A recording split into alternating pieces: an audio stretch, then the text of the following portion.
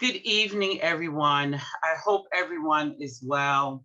My name is Sharon Stroye. I am the Director of Public Engagement in the School of Public Affairs Administration and want to welcome you to our Women's History Month panel presentation.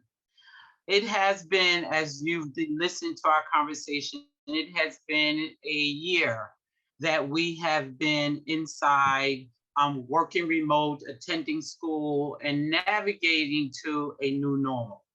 However, even in the navigation of a new normal, we celebrated the 100th anniversary of women's right to vote. The first female vice president has been elected. The number of women in the cabinet for the Biden-Harris administration. We also have another female Supreme Court justice, and we have been watching women taking on roles in public, nonprofit, and the private sector all year. It is my absolute pleasure to be hosting 3 of our rockstar faculty members in the School of Public Affairs and Administration. This year, the SPAA is celebrating its 15th anniversary of being a school, as well as 75th anniversary of Rutgers University, Newark, being established as part of the Rutgers system. So tonight, you will get a chance to hear from our faculty members, as well as our students who will be moderating the panel. I will do introductions for the moderators, and then I will turn it over to them. It is my pleasure to introduce Evawero French. Eva is a Master's of Public Administration student in SPAA, serves as a SPAA ambassador in the inaugural cohort of the SPAA Ambassador Program. Her home country of Nigeria, she co-founded a nonprofit organization called the Renaissance for Excellence, which focuses on youth and national development. Due to her interest in researching developmental problems in developing countries, she plans to get a PhD in public policy with a research focus on national development. And it is my pleasure to say that she has received a number of offers into a doctoral program. Congratulations, Eva. Our other moderator for tonight, Monica Bastos, is a MPA student in SPAA.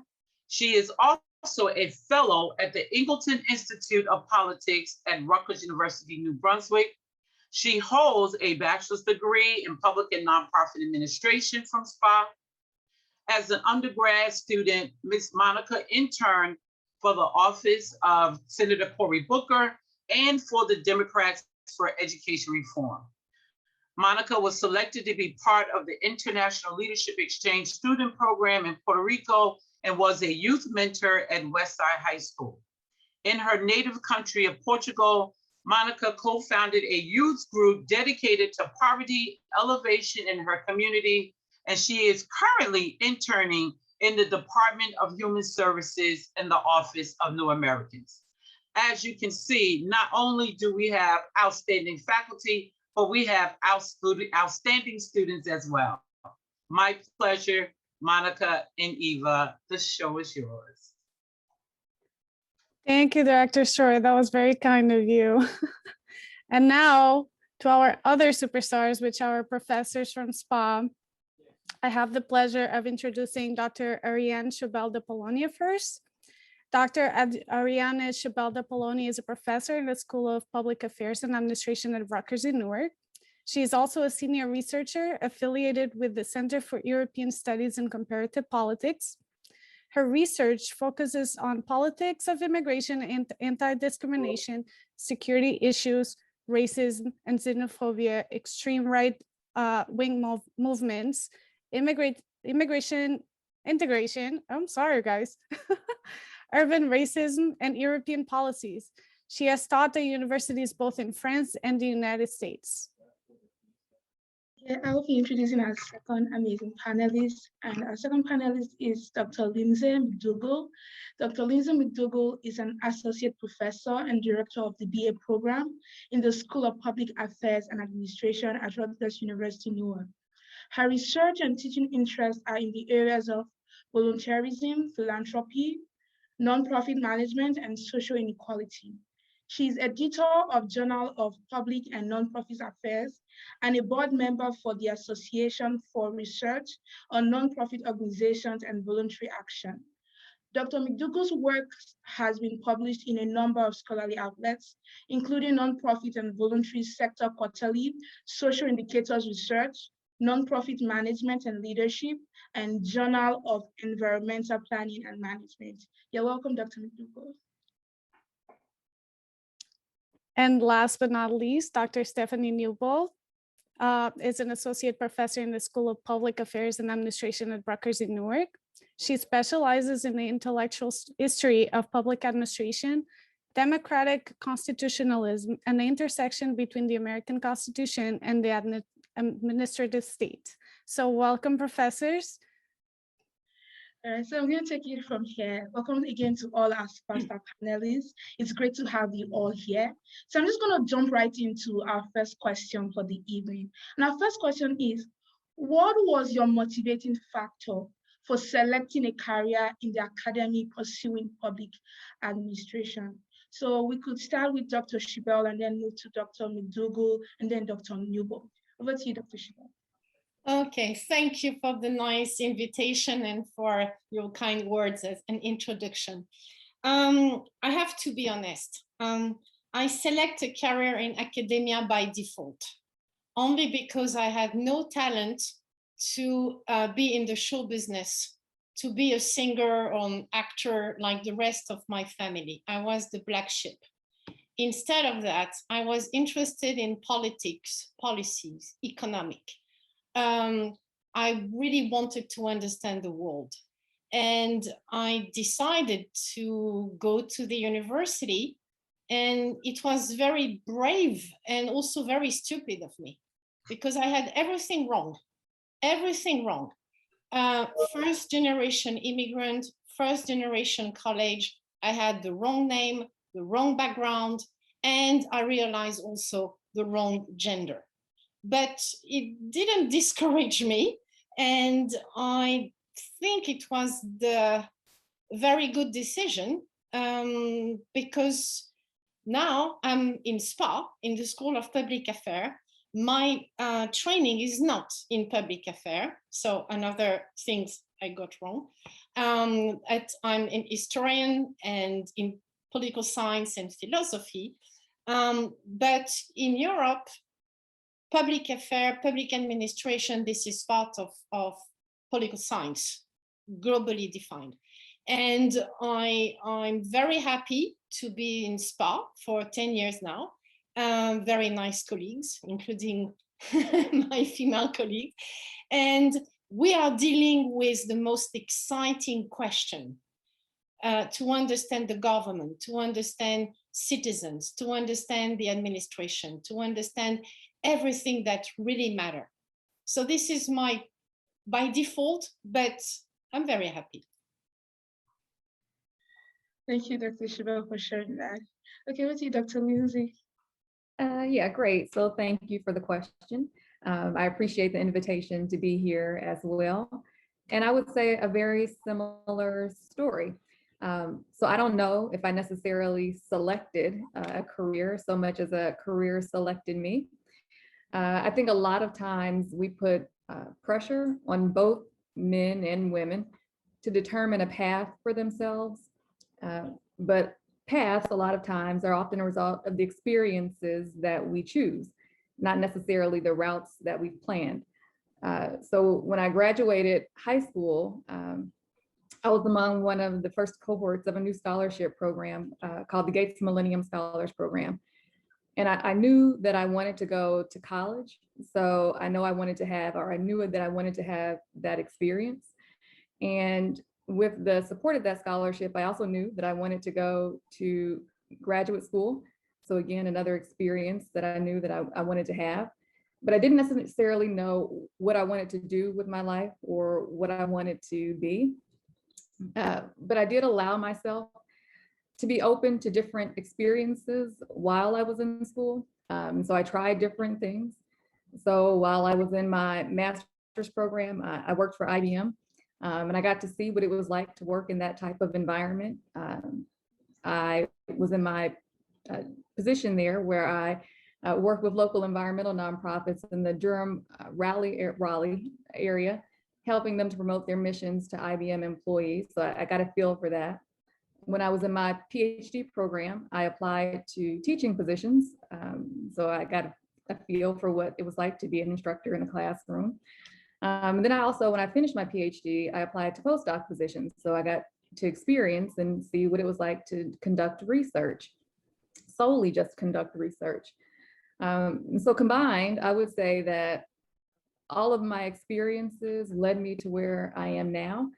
And it wasn't something that I necessarily planned or developed, a roadmap for, but it was just being open to experiences and allowing these experiences to shape my interests in terms of what I do now, which is research and teach about nonprofits and philanthropy.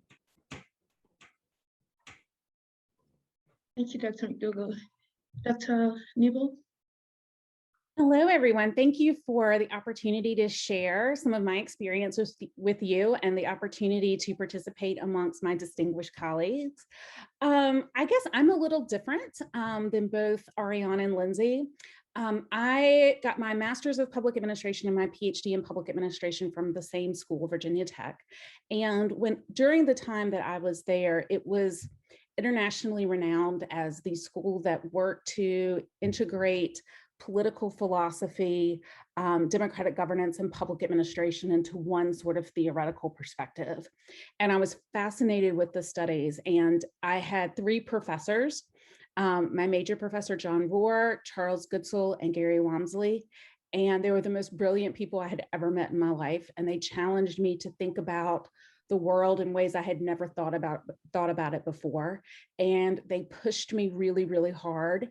And I remember being, as a master's student, I remember being in a public policy class with Professor Goodsell. And he was unlike anything I'd ever seen before. He was the most amazing teacher. And I left that class thinking, that's what I want to be like, because that is so good. He took the most boring topic and made it so completely interesting. And that's a real talent, and that's a real skill. And I developed really lasting, meaningful relationships with my professors that were very important to me. My major professor died of Parkinson's several years ago, but his wife gave me his library. So I have all of his books, and that was just so special to me. And it's just, that was the reason I admired those people so much, and I admired their intellect, and I wanted to be like that. Thank you, Dr. Newbold, for sharing. So I'm just going to hand it to Monica for the next question. Thank you, Eva. Our next question I would like to ask, in your area of specialized research, interest, and expertise, how are women navigating the ladder of success? Are they achieving the same recognition, editorial positions, and research dollars as your male colleagues? And I will start off with Professor McDougle, please. Okay, great. So good question. Again, today is, I'm sure you all have seen on the news, Equal Pay Day. Today is Equal Pay Day. And across the board, in all disciplines, women earn less than men, and that's just a fact. So no, women are not achieving the same recognition. We live in a patriarchal society, and men have consistently shaped what and who we value in the workplace. Even here in academia, where the primary outcome is research. In the medical field, for example, if you were to look at the proportion of research that focuses on women's issues versus the proportion of research that focuses on men's issues, you will see that there are huge disparities. There is far more research that goes toward understanding why and how men experience certain conditions than it is trying to understand conditions that women experience that are necessary for bringing about life. So even in public administration, although there's a huge push toward more equity-oriented research, gender issues tend to fall under this big umbrella of equity. So it's lumped under this big equity umbrella in terms of race, in terms of SES, in terms of ability status, and so on and so forth. So there really isn't a great deal of research, even in this field, that attempts to understand solely the role, importance, and the value that women bring to the field, or that they have to the field. And when I say women, I'm speaking women with an X as opposed to women with just an E. So all forms of women. We also don't know from in the public administration what differing perspectives might bring to the field. So for example, a feminist perspective might be useful in how we understand public and nonprofit organizations. So by default, we often rely on theories and models of performance that are rooted in patriarchy. So models and theories that we already know, that we know are rooted in this patriarchal system. But what if we completely turned upside down how we think about things like leadership or public budgeting or even program evaluation? So if we looked at these things from a feministic perspective or even a queer feminist perspective, there would be no dichotomies, but a spectrum of leadership and more dynamic models of budgeting. So women have been conceptualizing and theorizing about bureaucracy and organizations, as well as management and leadership for generations, really since the dawn of existence. And often the conceptualizations and the critiques that women have provided have been unrecognized, underappreciated, diminished, and even in some cases, I would say criminalized. But in spite of all of this, all of these obstacles, women have always done the work, even when the systems in which the work was being carried out was working against us. We've still done the work. So the same recognition, I would say no, but the work is still getting done. Thank you, Professor McDougle. That was very insightful. Professor Newbold, what's your opinion on this? Thank you. I agree with everything Dr. Mcdougle pointed out. She offered a really insightful perspective. I will say that the issue of equity between men and women has been one of the most frustrating aspects of my career. And we talk about equity and we talk about equality so much, but the real measure is in the money, okay? And women don't make there was an interesting lawsuit at Princeton this year where they looked at distinguished female faculty and distinguished male faculty, and the distinguished female faculty made considerably less than the male faculty. And that doesn't just have an effect on your salary, it has an effect on your retirement, your ability to advance professionally. And it's very frustrating. I will say, oftentimes, I think in academia as well as in other professions, women are thought to be the workers, and men generally get the credit. And that can also be incredibly frustrating. Women are paid less, but yet women are required to do more than men. And I think to Dr. McDougall's point, women bring a different perspective. We bring a different viewpoint. In many ways, we're more holistic. We have a different sort of perspective, and it would be really helpful in terms of leadership, in terms of governance, in terms of organizational dynamics, to have more women voices in those particular areas. I will say in terms of higher education, this is somehow just to deal how antiquated institutions are. Higher education in America does not have a maternity leave policy. It's up to the dean's discretion if you are a woman and you have a child. And that ought to tell you in 2021 just how we have not dealt with issues of equity and equality. And it's interesting, a lot of universities have established paternity leave policies for fathers who are welcoming new children into their family, whether it's through natural birth or through adoption and so forth. And what studies continuously show is that paternity leave policies have a significant positive effect on a man's career in terms of his trajectory professionally. But maternity leaves have a negative effect because women are still responsible for the child. They're responsible for the home life. They're responsible for so much more than just their job. And so even when we think about how we're trying to be progressive, oftentimes, the impacts of that attempt can have a negative consequence in terms of what we hope they would achieve. So I would say these are issues that really need a lot of attention. They need a lot of focus, but they're not going to get the attention they need until women have greater positions of authority and power within organizations. Thank you, Professor Newbold. And Professor D'Apollone, I would ask the same question, but I would also add, like, in your careers, are you guys starting to see a shift in it with the newcomers? Are you starting to see more female students maybe achieving more? Just to add a little bit to that conversation and to that question.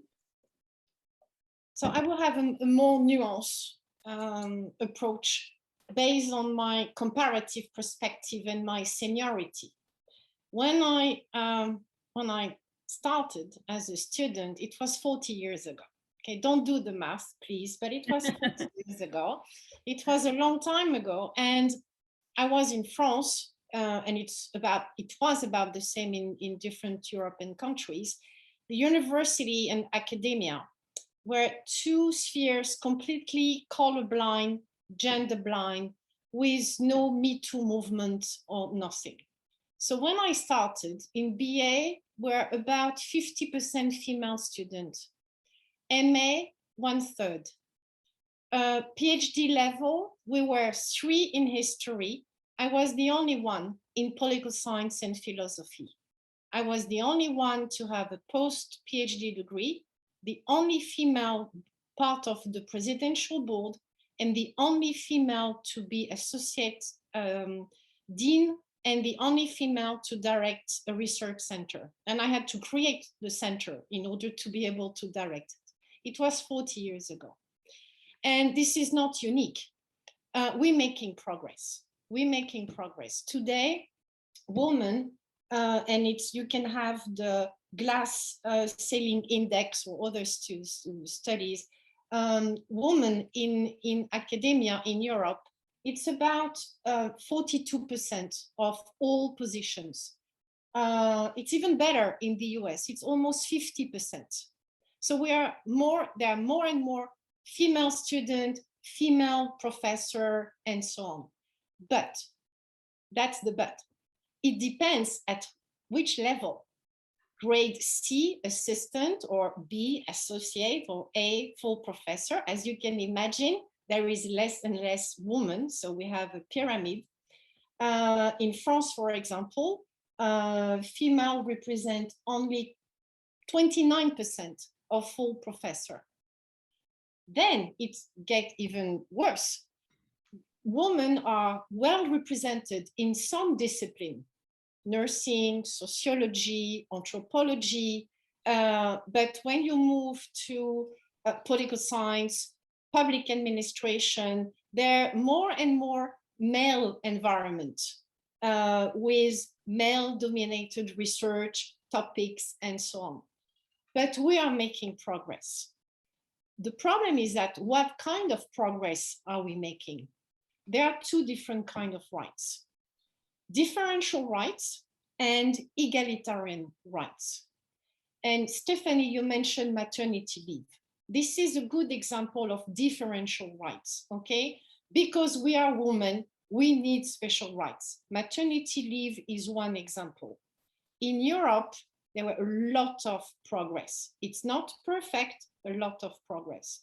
In France, for example, maternity leave, you have 14 weeks paid for the first child, 16 weeks for the second, and 26 weeks for the third, okay? Plus a paternity leave, you can also apply for that, 28 days, it's paid, Okay, so this is differential rights. Europe, very good. In the United States, we are bad when it comes to differential rights and egalitarian rights. Okay, so we are not making progress, maternity leave or other, specific rights. But when it comes to egalitarian rights, people will say, but there are a lot of women in academia. Yes, there are a lot of women in academia, especially assistant professor, okay, and in some disciplines. But as you move up to the ladder, and women tend to disappear. So our job now is to train the future student, the next generation. And not only we have to fight for equal pay, because that's the ultimate glass ceiling, okay, where even my generation were still pushing and pushing with no result, okay? So Stephanie and Lindsey will push after me, and you'll be in charge of pushing after them. But what we also need to do is to deconstruct the assumption that when there are a lot of women in one field, sociology, anthropology, this discipline is not so interesting. This is not so serious because there are a lot of women. So that's another negative effect I really want to focus on, and to train the next generation to say, no, we can work, for the NASA, we can be vice president. But even if we are in sociology, it doesn't mean that our work is less interesting than people working in security studies. We still have to fight very hard for that. Thank you, Professor. I'll hand it over to Eva for the next question. Thank you, Monica. So our next question is, so in recent times, like Director Stroud mentioned at the beginning of the event, we have seen the emergence of women into distinguished power positions at both national and international level. We've seen it with the election of Vice President Kamala Harris, and also with the appointment of Dr. Ngozi Okonjo-Iweala as the first female and the first African to be the director of the World Trade Organization. So women are increasingly becoming at the forefront and shattering the glass ceiling. So my question to the panelists is that with the election of VP Harris, the confirmation of Justice Barrett, and the increased female presence at the cabinet level, what type of impact does this have in public administration sector? So I'm going to go ahead and start with Dr. Newbold. Well, that's a great question. And I think it's very important for women to see other women in powerful positions, to know that they can make that too. The ultimate glass ceiling in American politics is the presidency, which a woman has not been elected to in our history. And so that when that glass ceiling breaks, that will be an extraordinary achievement. I think it is very important in terms of public administration, in terms of thinking about representative bureaucracy, that the administrative state and those who lead executive branch agencies are representative of the people they serve. So they not only need to be in terms of gender representation, but also in terms of race, in terms of ethnicity, in terms of expertise. I mean, that's one of the main challenges I think that the Biden transition team came into, is that so many of Donald Trump's appointees were put into positions of authority because of their loyalty to him, not necessarily because of their policy expertise in a given area. And so the Biden team, one of the things that they sort of went back to, which is a major lesson in public administration going back to Luther Gulick in the 1930s, is that your value to an agency is in what you know. Okay, whether it's your policy expertise, whether it's your management expertise, whether it's a particular aspect of governance that you are extremely effective in. So I think that is something that's very important. And I think for little girls of color, it's also really important to see a woman of color in a position of that authority. And the really great thing I think about sort of the Biden administration is that President Biden has not pushed his vice president to the side, as a lot of presidents have done in the past. They have not necessarily always given their vice president a strong role in the policy agenda and the agenda shaping issues that the administration wants to focus on for the nation. And he just today appointed Vice President Harris to lead the immigration challenges on the southern border today. So I think that's really important. And I think just as it was really important for little Black boys to see Barack Obama as president, I think it's really important for little girls and little girls of color to see a woman in that position. And I think that will go a long way into changing perspectives of, you know what, I can do that. I can be that too, because I look at somebody and she looks like me and she's in that position.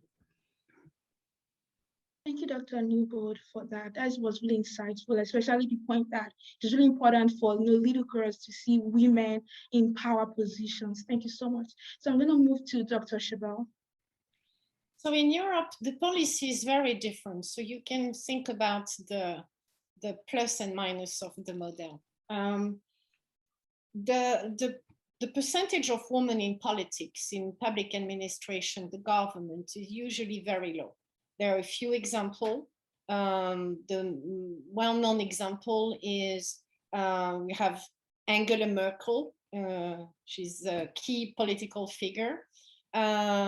Before that, there were some female political leaders in Europe, but on and on, women are underrepresented. So the solution was to impose quota for political parties, have 50% female, 50% male candidates, and so on. There were pros and cons. It was one way to increase the number of women in politics, in the government, and so on.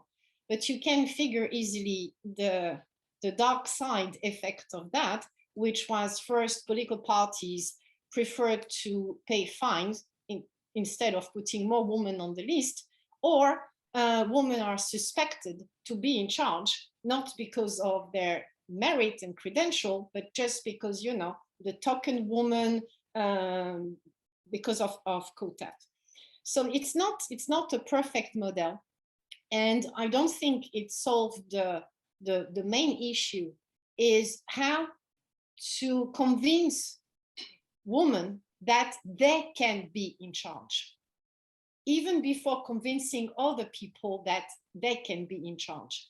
It has to come from the inside. Women should not say, oh, I can't do that because there are a lot of men doing that and I won't be welcome. I think we have to overcome this reaction. My second point is, it's good to have more women. And Stephanie, what you say about VP Harris is excellent. But what do we expect from women when they have power? What do we expect from them? I think it's the question. It's not an easy one, and I don't have the answer. Is it to be able to bring some diversity, another perspective? But how can we combine this with, because you're a woman, you're supposed to do politics in a certain way? VP Harris is now in charge of the crisis at the border. I'm playing the devil advocate, but bear with me. Is it because she has the expertise? It's part of her training as a VP, or it's also a marketing strategy, or she's a woman, so she's going to take care of the kids at the borders because we need a woman to take care of the kids. You understand the ambivalence. So I think my key question is, what do we expect from women in position of power, and what do we want to do when we are in charge? What will be our specific touch, and how can we combine this specific touch with neutrality? To some extent, it doesn't matter if VP Harris is a woman. You understand, if I push the argument, she's qualified. She's perfect for the job. On the top of that, she's a woman. It's how we rank the characteristic that really matter to me. And so I'll just briefly follow up and say my colleagues have offered fantastic responses. And I'll just say that I think that in anything that we see ourselves represented in, we start to re-envision possibilities. So however you want to re-envision that, you start to see different possibilities.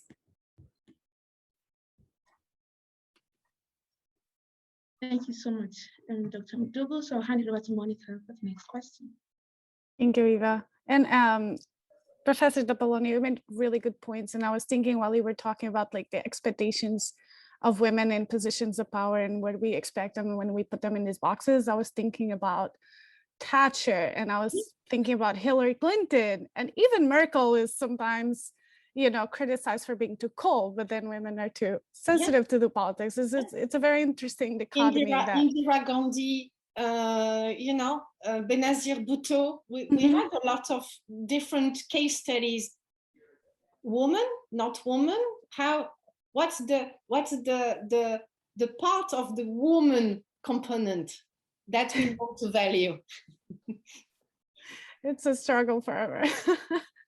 Now, my next question would be, what advice would you give to our students interested in pursuing a PhD or your area of research and expertise? And I guess I can start with you, Professor Dapoloni, just to keep going our conversation. Well, my advice, sorry for that, will be actually not to pay too much attention to advice. That's great. I want to be clear. It's nice to have role model, mentor, to be inspired by intelligent people. We need to be inspired. That's the most wonderful, fruitful experience in life. On the other hand, when you have someone saying, you know, you should do that, or worse, you should not do that. You know how many times in the last 40 years, people with good intention always say to me, you should not do that. You should not do that. You should not have a PhD in political science and philosophy. What do you want to do with that? You should, you know, do this. How many times people say, you know, it will be the end of your career. I'm still here, you know, I'm resilient. Why? Because I'm stillborn and I wanted to do what I'm doing. And I work very hard. Don't expect too much from the system, but you have to put pressure on you, but a positive pressure. So that's why I say don't pay too much attention to all advice. It's good when people explain to you how the system works, how you can improve your work, but don't let someone decide for you what you can do. That's fair. Thank you, Professor. Dr. Mcdougle, Yeah. what would be your advice? I would say for not offering advice, that was fantastic advice. I would say also three things. One, be open to experiences. Two, be open to seeing the world from multiple perspectives. So get comfortable seeing the world outside of your own viewpoint or vantage point. And then thirdly, just be committed to doing the work, whatever that work may be. If you're interested in teaching, run and pursue something that will allow you to teach. If you're interested in research, pursue something that will allow you to do that. And if you're committed to just changing the world and making it better, there are myriad ways that you can do that that don't necessarily have to be done through a PhD. So just be committed to doing the work, whatever that work is. Thank you. Professor Newbold? So I'm probably going to take this into a more practical example. A lot of students come to me and they talk about law degrees. And I often tell them, if you're interested in going to law school, you should be interested in being a lawyer. And if you're not necessarily interested in being a lawyer, do we really want to invest the time and the money that it's going to take to go to law school? And so I think the PhD it's a very hard degree. It's a very rigorous degree. It's a very isolating degree, because when you get to the dissertation point of your research, it's just you and the topic. And so that can be really hard for people. I know when I started my MPA program, I was 100% extroverted on the Myers-Briggs examination. When I finished my PhD program, which was in about 5 years from that point, I was about 55% extroverted. And so on the Myers-Briggs, it fundamentally changed my orientation of where to find energy, because I was required to be in solitude for really long periods of time. I think what's really important in terms of public administration is an interest in the public sector, broadly defined, whether those are public sector organizations at the local, state, national level, whether they're nonprofit organizations, whether it's a particular issue that you're really focused on, public education, religious freedom, social welfare issues. I think those are really great degrees. I think the dynamic with the PhD is, do you want to spend a significant portion of your life doing research and writing in terms of your professional career? And some, because the MPA degree is practitioner oriented. We're training you to go out and to pursue a career in organizations that have some type of public affairs focus to them. And so there's a lot of connection between theory and practice, which is very, very important. At the PhD level, we're teaching you how to think like a scholar. We're teaching you how to explore ideas that hold the potential to expand our field's understanding of a particular issue. And that's a very different type of intellectual orientation. One of the things I always, when having conversations with students at the doctoral level, is I always tell them it is so important for you to maintain a connection to practice, no matter how quote unquote theoretical your research is. Taking fellowships and taking opportunities to really apply your research in real world organization settings can be really valuable in terms of explaining and incorporating those ideas into the broader context of both practice and literature. To the point that also I saw Dean Minifield ask in terms of the Q&A about what we need to do to get more women into faculty positions. I think mentorship is so incredibly important. And we talk a lot about that in the organizational theory literature and organizational behavior and change literature. I don't think we necessarily do a great job in terms of incorporating mentoring tactics into sort of a practical setting.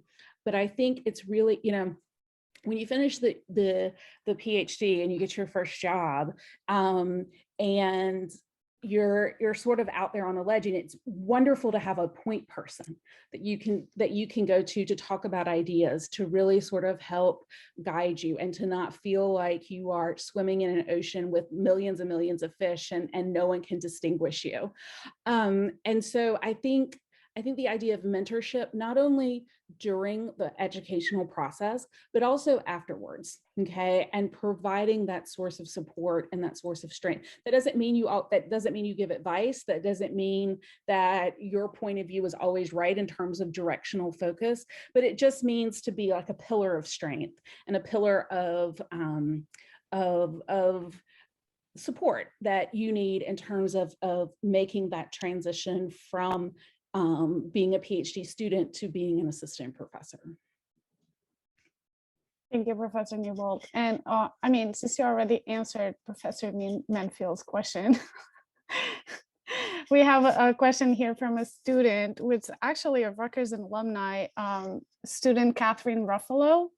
She is currently doing her Master's of Education in Higher Education program, where they often talk about Title IX and its implications to victims. Her question is, do you think Title IX has changed for the better, and why? And if it hasn't to you, where do you think it needs to go? Who wants to take this question? Well, I would just say, I'll be really brief. I can just say, if you look at the NCAA basketball tournament and the distinguishing elements between women and men that have dominated national media attention, I think that is a really great example that highlights how Title IX has not necessarily had the type of effect we would like to think it. We like to talk a big game about how we're interested in equity and we're interested in equality, but our practice doesn't always meet that standard. That's a great example. They even have like different facilities to train, right? They barely have a gym, and the boys have like an entire gym. It's very interesting. Would the other professors like to comment on that? No, I think Dr. Newbold summed it up perfectly. Nothing to add. Would any of the professors also like to answer Professor Manfield about how has the recruitment of women in higher education changed over time? And or how's also has the number of women in leadership positions in higher ed changed over time? We made a lot of progress. So I go back to the American side compared to Europe. It's amazing that there is really a concern with diversity. The system is not gender blind, okay? I'm not saying that we are addressing all the issues, far from that, but at least we started to have some awareness that, oh, we need more women, but not just for the sake of having more women once again, because it's important to have more women. They can contribute in a different ways, except not the life script some people impose to women. So we're making progress in the United States, trying to have more diverse student body when in terms of hiring policy.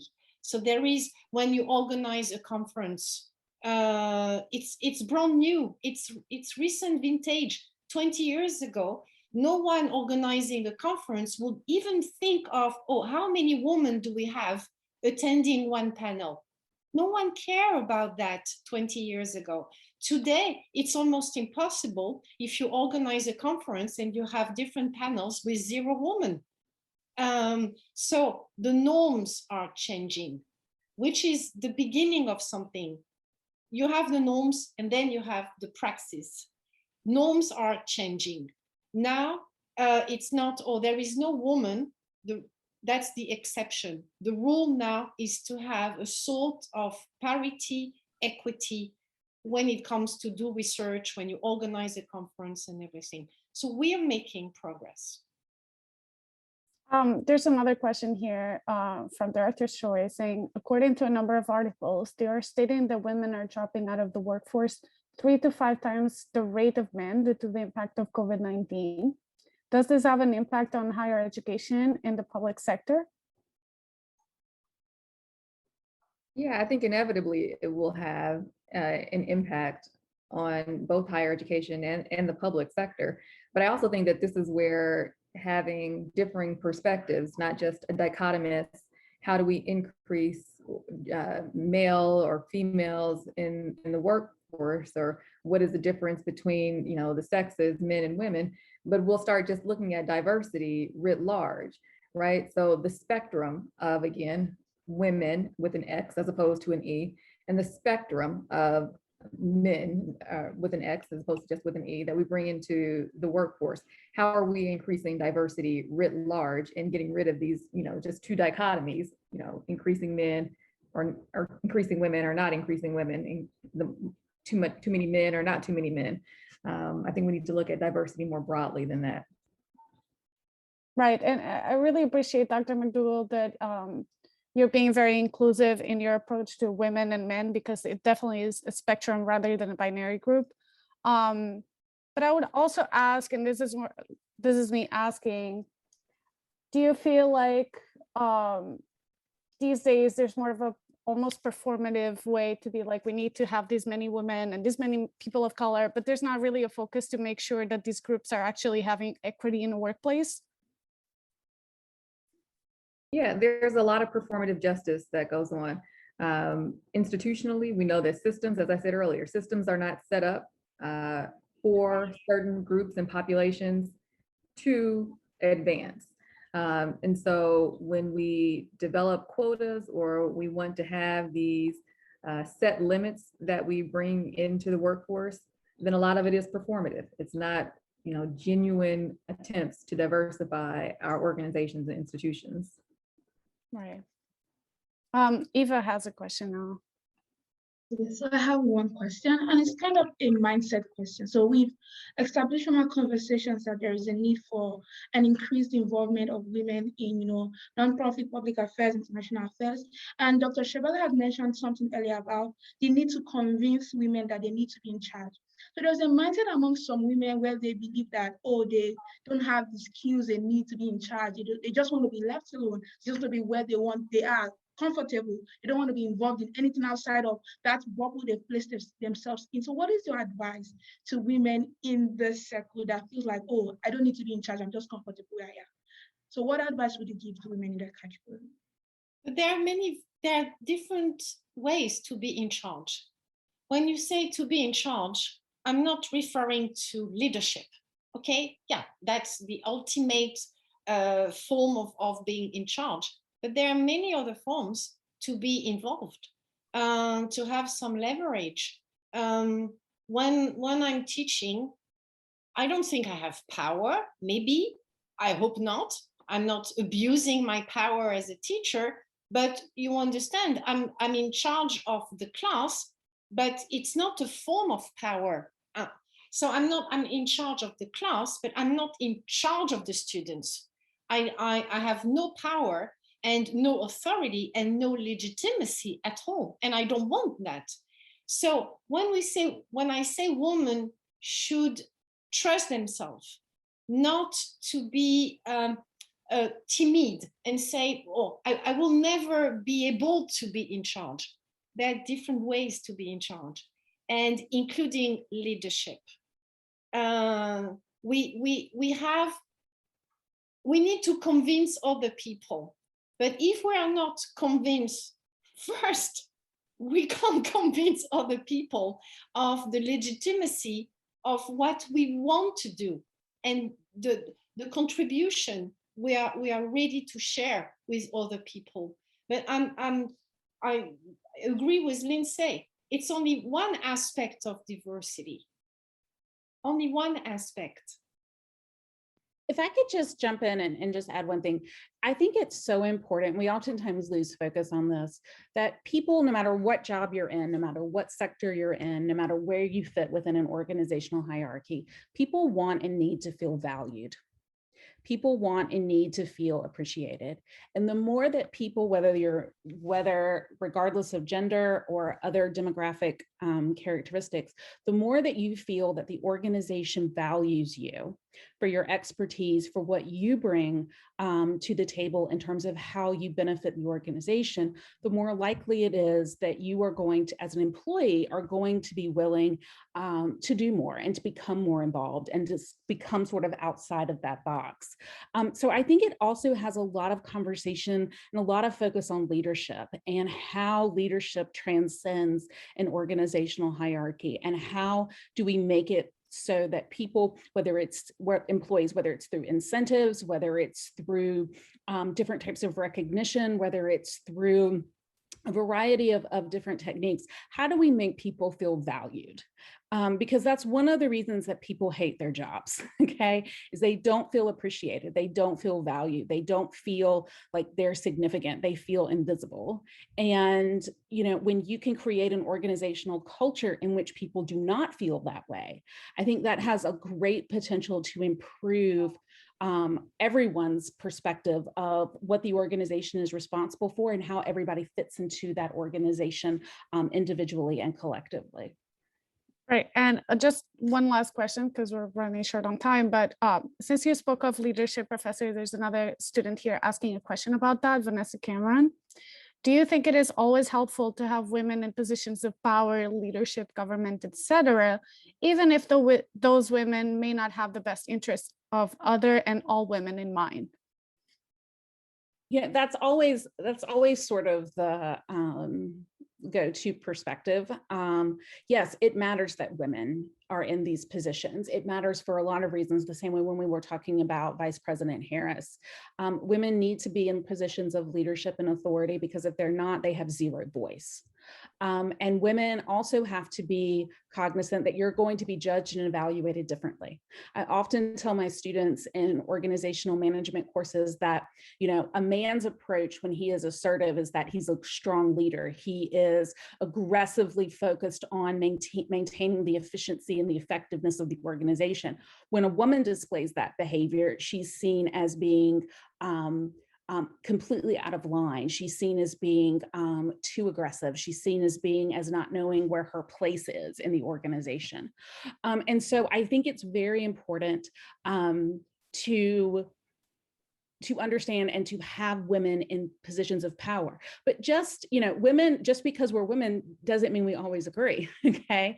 That does not mean that, you know, you're always gonna think that another woman's perspective is right. I mean, it's sort of the same way with race, right? Just because someone is of the same race as another doesn't necessarily mean you're going to agree with them on a particular work issue.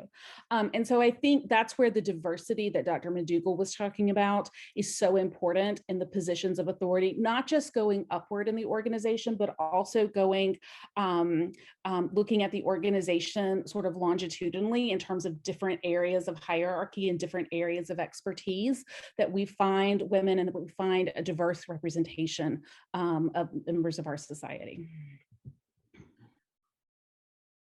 And I would say we often look at these types of questions in the opposite way that we probably should be looking at them in. So I think one question was, how do we increase women in leadership roles? And I could even say something like, how do you increase Black women in leadership roles? Well, why wouldn't we flip that and say, how do we stop hiring so many white men? I mean, that's an easy fix right there, right? So we have to create all these systems and, you know, policies in order to increase for Black women in leadership roles. When if we just ask the reverse question, well, how do we stop hiring so many white men? It seems pretty straightforward, right? So I think we have to evaluate how we look at the questions too. And, you know, it's not a deficit on my part as to why I'm not in that position, but it's what are you going to do on your end? Because you're in the position of power that can get me there. So how are we going to reduce replicating you over and over and over within the organization? That's a great point. That is a great point. Thank you so much, professors. I'll pass it over to Eva for the closing remarks. Thank you so much, professors. Thank you to all our panelists for being here. It has been a very enlightening discussion today, and we've learned a lot. I want to say thank you to our panelists, Dr. Chebel, Dr. Mcdougle, and Dr. Newbold. Thank you for sharing your experiences and your knowledge. It has been an amazing time. And also thank you to all our audience, or everybody that participated, for asking questions. Thank you so much. And at this, we've come to the end of today's event. I'm going to hand it over to Director Stroye for any final word.